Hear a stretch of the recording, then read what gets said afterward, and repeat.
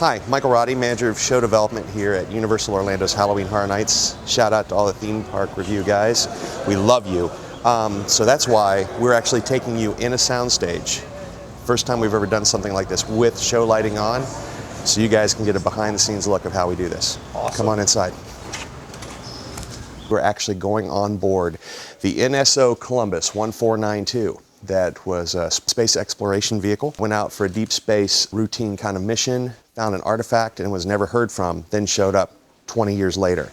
So you get to find out what happened to the crew. We bring in designers who, every wall that you saw in there, there's a drawing that goes along with it. And we have walkthroughs of every maze that we sit at a computer and go, okay, this is where we want to put an actor.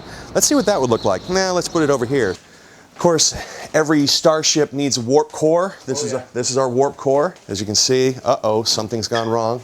And if you look down here, all of the names of the different things on the ship, the different levels, are the designers. Like I believe I am, if you look down here, I'm the Rowdy Tubes. Thinking we're getting into, again, the bowels of the ship. You can see, deck numbers and things like that. Blood. It's like, something really bad happened here.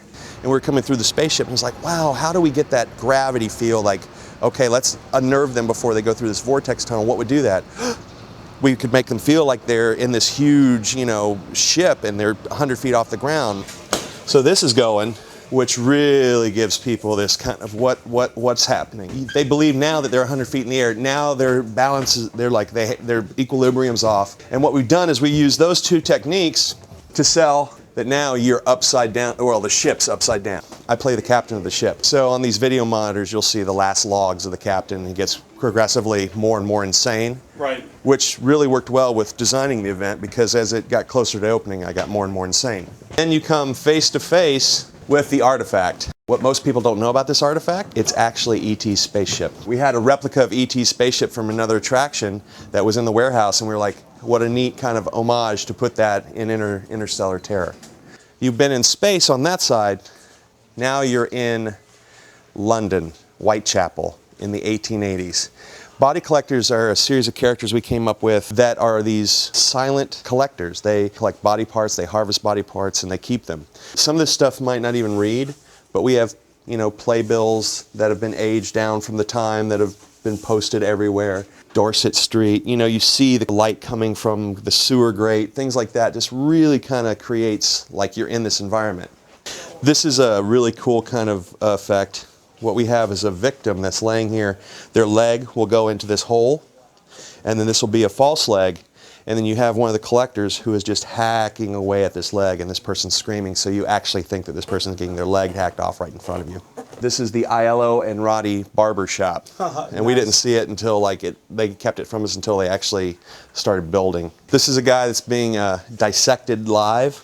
As you can see, there's 1, 2, 3, 4, 5 really great cuts. What happens is they pull this lever and this whole thing lifts like he's being cut apart.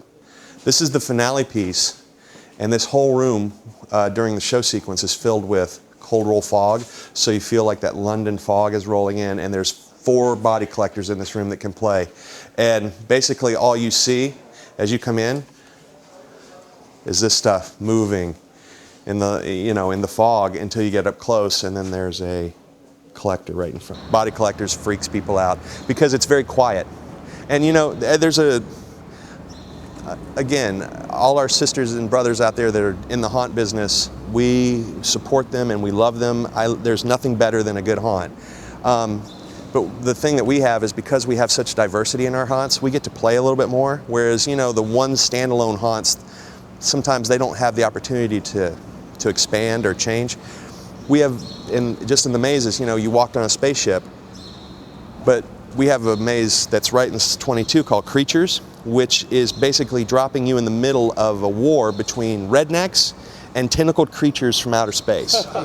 So that's a war zone, and that's nothing but blood and gore and splatter, and it's awesome, and it's, run through the jungle, and Creedence Clearwater Revival, and rednecks coming out at you, and But then you have body collectors, which is more of an elegant presentation, and the body collectors don't speak.